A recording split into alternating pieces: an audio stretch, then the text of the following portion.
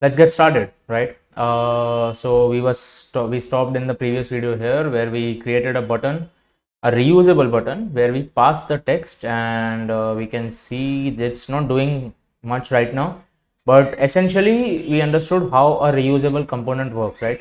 And we added some styling. We'll see what exactly styling works, how exactly styling works. But let's remove this for now, and let's see. This is where we are, right? uh we have to complete the functionality of this app first, right? So here's one thing. uh Props is an object, right? And in JavaScript object, a value can be anything, right? A value can be a primitive like integer, or a string, or a value can also be a function. It can be an object, it can be an array, it can be anything, right? So what if we pass this function as an object, inside this props object? What if we pass something called as props dot button click, right? And then we call the button click function here,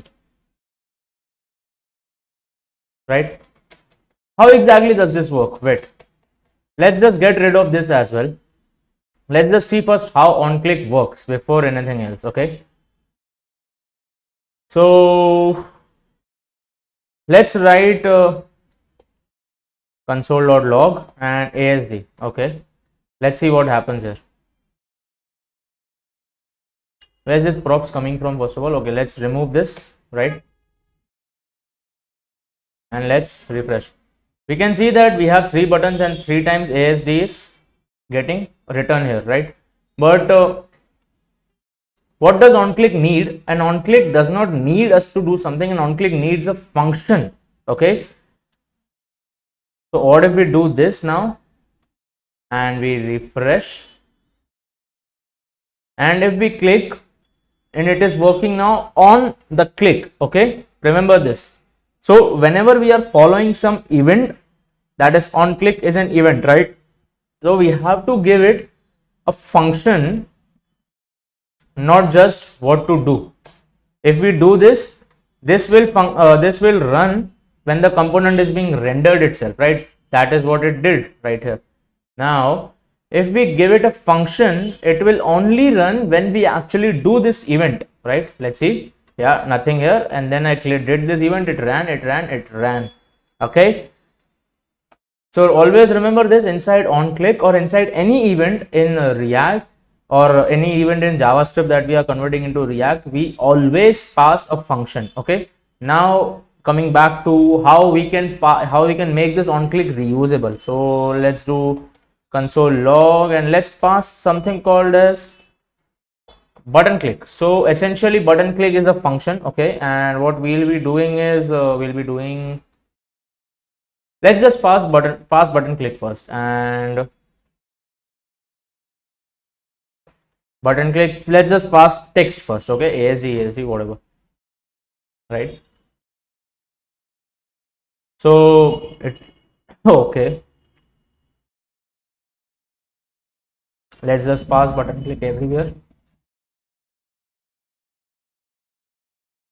So we have passed button click here, and we are printing button click here. Let's just see. Okay, it's getting undefined.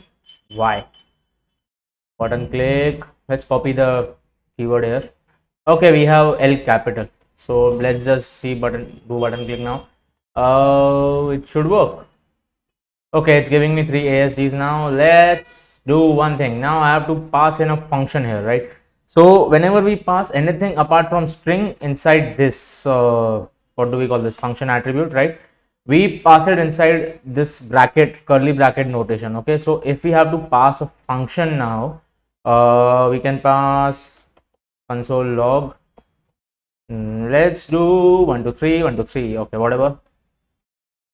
Right, now we can see we have one function and we have ASD twice, right? Because yeah, we are printing there, right? Let's just do the same thing here and here. Pass this, and we should have this function thrice. Yeah, we do. Now